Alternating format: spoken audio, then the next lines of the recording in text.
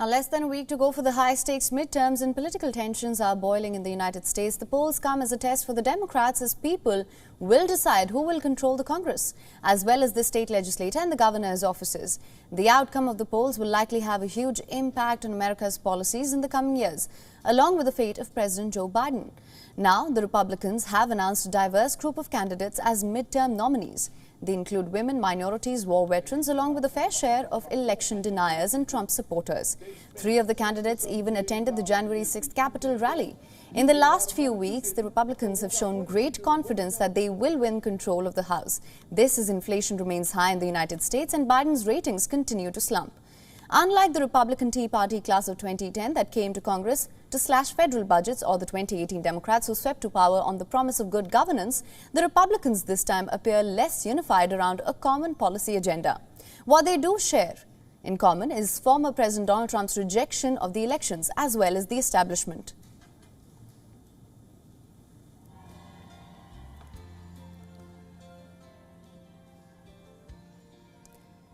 Now, for more on this, we're being joined by Dr. Christina Dragomir. Thank you so much for joining us. She's a political commentator and joining us from New York, also the author of Power on the Move. Thank you so much for joining us on this broadcast this morning. Good morning, Soraya. Good being here.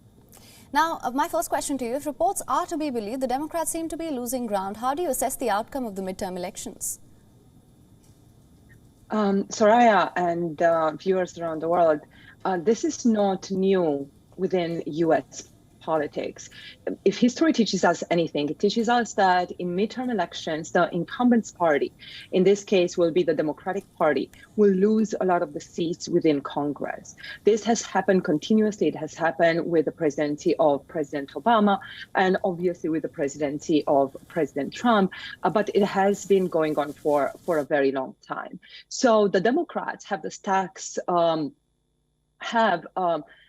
solidified against them right now. So there are 2 reasons for that, right? So one of them is, historically speaking, this is what has been happening within the American election.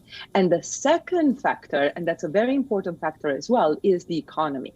So one of the ways in which scholars, politicians, activists, and so on are judging the interventions of the opposing party is by looking at the economy. If the economy is doing well, then that will be a vote towards the incumbent's party. But as the economy, as we know, is not doing very well in the United States, the votes will probably mainly go to the Republicans. That being said, I think this is a really unique election within the United States, where we see actually the Democratic Party gaining a lot of terrain.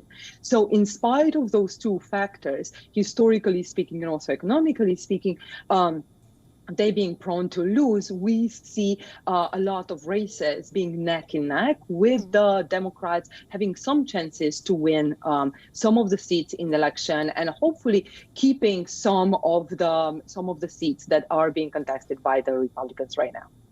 All right, you're absolutely right that there does seem to be a pattern here. But that being said, the Republicans this time appear to be less unified, as I mentioned earlier, around a common policy agenda. And many also support Donald Trump's claims that the elections were rigged. What does this mean for America and American policies going forward if the Republicans do manage to secure a majority here? So I think there are very important points that you have raised, Soraya. The first one is, indeed, the Republican Party is facing a friction within it. There's a divide within the Republican Party, and the Republican Party is not yet publicly acknowledging it. We see that they are the never-Trumpers and the Trumpers within the same party, and they have a very different agenda, and they have a very different way of conducting politics. So what we see is the classical Republicans and also the classical conservatives that are within the Republican Party being posed face to face with the newcomers in politics, some of them who do not necessarily have a lot of experience within Washington itself, and they will be going to rule together within Congress if the Republicans are gaining a lot of seats within the Senate and the House of Representatives as well.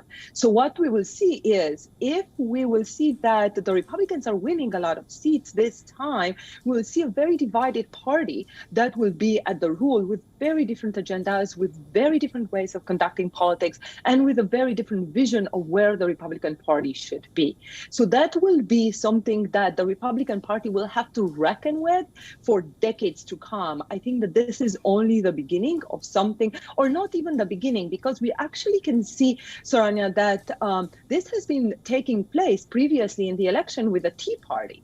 So the Tea Party has been the party that has been initiating this kind of interventions of a more extremist, more radical type of politicians coming to power. They were not very successful, but after we had the Trump presidency and the charismatic figure of former President Trump, we see right now an emergence of this type of politicians within the Republican Party, and the Republican Party will have a lot of thinking to do as a result of these new changes that have been happening.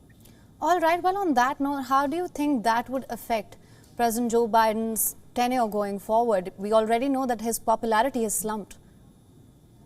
Yeah, his popularity is the second lowest in the history of United States. It's around 40%. Depends how you're looking at it. Depends on the polls that you are looking at and the states that you are looking at. But it's a very low popularity, and Joe Biden is very much aware of that. So if you see, even right now in the last 10 yards of the race, President Joe Biden and Vice President Kamala Harris are campaigning in very different places around the United States, but where the key races are being held, like in places like Nevada, for example, it's not going to be President Biden going, but it's actually former President Obama. So former President Obama is trying to energize the base, is trying to energize the voters to come and vote, hoping to re-emerge this belief into the Democratic Party and to the leadership of the Democratic Party. So definitely this is something that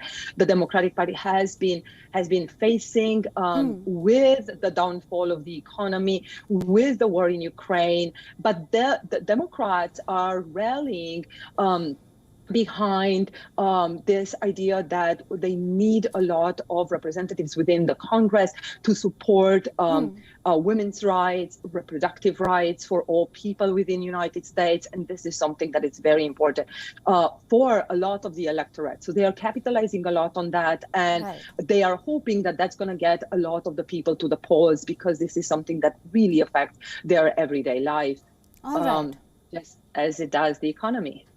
All right. Dr. Dragomir, thank you so much for joining us on this broadcast with your insights on this. A pleasure as always. Thank you very much, Saranya. Have a good day. WION is now available in your country. Download the app now. Get all the news on the move.